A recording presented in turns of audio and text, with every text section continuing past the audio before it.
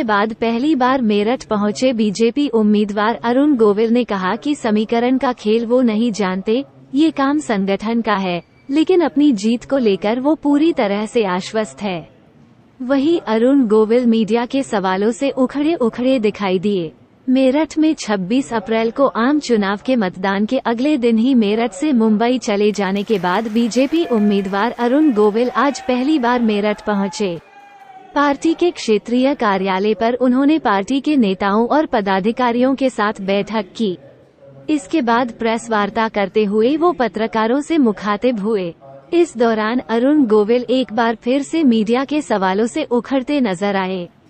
आपको बता दें कि मुंबई जाने के बाद अरुण गोविल ने एक्स पर एक पोस्ट की थी, जिसमें उन्होंने बिना किसी का नाम लिए उनके साथ हुए धोखे की बात कही और अपना दुख जाहिर किया था। हालांकि जब ये पोस्ट वायरल हुई तो अरुण गोविल ने वो पोस्ट अपने अकाउंट से डिलीट कर दी थी। आज जब अरुण गोविल से उस पोस्ट के बारे में पूछा गया तो उन्होंने सफाई देते हुए कहा कि वो पोस्ट किसी और संदर्भ में थी, लेकिन उसका गलत मतलब निकाला गया था। इसके अलावा जब अरुण गोविल से उनकी जीत को लेकर समीकरण के बारे में पूछा गया तो उन्होंने दो टूक जवाब देते हुए कहा कि उन्हें समीकरण का खेल नहीं पता, न वो इस पर चर्चा करना चाहते हैं। उन्होंने कहा कि ये काम संगठन का है।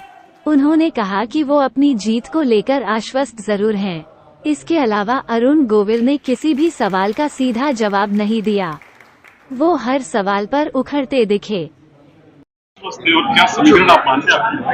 मुझे देखिए, समीकरण की जो खेल है वो मुझे नहीं आता है अभी भी। मैंने उसको सोचने की कोशिश भी नहीं की, बिकॉज समीकरण सोचना और वो सब काम संगठन का होता है, वो संगठन ज्यादा अच्छे से कर पाता है। पर जीत के प्रति जो मुझे रुझान लग रहा है, जो देखने में आता है, उसके प्रति मैं पूर्ण आश्वस्त हूँ। एक प्रधानमंत्री जी कह रहे हैं कि 400 पार की बात है ना। अभी कुछ समय विपक्ष कह रहे थे कि आप बात करनी बंद कर दो, कह रहे हैं कि मैं आज भी बात कर रहा हूँ, तो इस पर आपका क्या कहना है कि 400 पार जाएगी? प्रधानमंत्री ने कोई एक बात कही है तो कुछ सोच समझ कर कही होगी। वो कोई भी बात ऐसे ही नहीं कहते। अगर उन्होंने 400 पार की बात की है तो की है, अच्छी बात है। अच्छा, विपक्ष 17 में फेल हुआ, 19 में फेल हुआ, 22 में फेल हुआ, अब क्या स्थिति है? क्या 24 में भी फेल होने के कगार पर है? अब देखिए, अगर एक को ज्यादा सफलता मिलनी है तो दूसरे को फेल होना ही है। बस यही समीकरण होता है। तो अगर भारतीय जनता पार्टी को जब तीसरी सफलता मिलनी है तो विपक्ष को फेल होना ही पड़ेगा। पीएम कह रहे हैं कि साउथ से बड़े आश्चर्यजनक परिणाम आएंगे इसको। अब देखिए, पीएम ने कोई एक बात कही तो मैं उस पर कैसे कमेंट कर सकता हूँ? मुझे क्यों कमेंट करना चाहिए? साउथ में बीजेपी कुछ अच्छा कर रही है। मुझे उस पर कमेंट करने का न मेरा कोई अधिकार है, न मेरी कोई इच्छा है।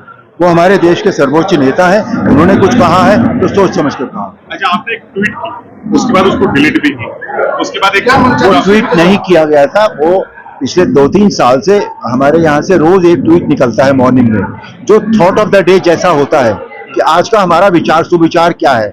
वो रोजाना की तरह एक सुविचार था।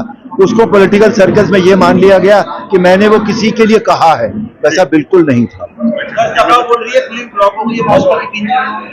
देखो, जो सपा बोल रही है भैया, वो सपा से पूछना, मेरे से मत पूछो। मेरे बारे में पूछ लो जो क्या पूछना है। सर, आप नेक्स्ट से चले गए थे, आप के बारे में पूछ रहे हैं। आप नेक्स्ट से यहाँ से चले गए थे, पुलिस होते उस समय तो कार्यकर्ताओं को धन्यवाद नहीं करा। आज आप दोबारा लौटे हैं लगभग महीने भर बाद। ऐसा सुनिए नहीं, आपको अगले दिन जाना पड़ेगा। मैं यहाँ आया था, मुझे अचानक बताया गया था कि मुझे यहाँ से टिकट दे दिया गया है। कोई आदमी जब कहीं काम कर रहा हो तो उसके कितने काम छूटे होते हैं, पहले तो ये बताइए आप। छूटे होते हैं कि नहीं होते? उनको पूरा ना करूं।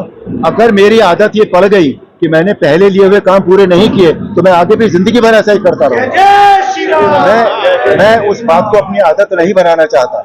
मैंने अगर किसी को कोई काम कमिट किया है तो मैं उसे जरूर पूरा करूंगा। इसलिए मैं इनको जवाब दे दूं ना, इसलिए मैं उस दिन चला गया था, ठीक है। और आज मैं अब आया हूं। और दूसरी बात, मुझे अपने क्षेत्र में भी मेरी पार्टी का निर्देश आया था कि मुझे मुंबई में भी जाके काम करना है, इसलिए मुझे इमीडिएटली वहां जाना पड़ा दोनों काम। अरुण गोविल जी क्या भाजपा के लिए प्रचार करते हुए दिखेंगे? काहे नहीं दिखेंगे भैया, जरूर दिखेंगे। कहाँ आ जाएंगे? कोई आदेश आया? कोई आदेश आया भी पार्टी का? कहाँ? दिल्ली में है, बेंगलोर में है, अपना बंगाल में है, चंडीगढ़ में है, आज बिहार के लिए डिमांड आई है। बंगाल जाइए कितने अच्छा, करीब 1.5 महीना हो गया आपको मेरठ से रूबरू होते हुए। अब 2 लोग अगर एक साथ पूछेंगे तो मुझे मेरे कान में कुछ नहीं सर, जाता। बंगाल एक आप करके- आप कह रहे हैं बंगाल आप जाएंगे, वहाँ रामनवमी की सुबह से टकराव होता है, कितने उत्सुक है वहाँ पर जाने के लिए, क्या क्या संदेश रहेगा लोगों को वहाँ पे? संदेश तो हमारे यहाँ 2 ही है ना इस समय। प्रगति है हमारे देश की, समझे ना, और राम राज्य की बात है, तो ये दोनों संदेश होंगे। As simple as that. अच्छा, आप काम की बात कर रहे हैं, मेरठ से रूबरू होते हुए आपको 1.5-2 महीना हो गया है। ऐसे कौन से आपने कामों की लिस्ट बनाई अगर आप संसद बने? अभी मैंने कोई लिस्ट नहीं बनाई है भैया, ना, बिल्कुल मैंने कोई लिस्ट नहीं बनाई है। 4 तारीख हो जाने दीजिए।